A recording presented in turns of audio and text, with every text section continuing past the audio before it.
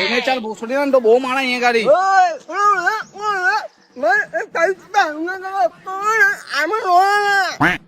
શું કેતો થઈ રહ્યો બેન એક જ હાથ કાન બાનમાં માંડો બેરો કલાક એમ કે તો બીજા હાથમાં હું મહેંદી પાડેલી છે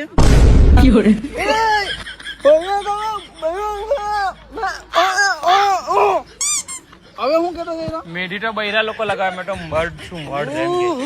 કે ये डायलॉग भी हम लोग है कि मर्द को कभी दर्द नहीं होता तारा आ कारो हमारा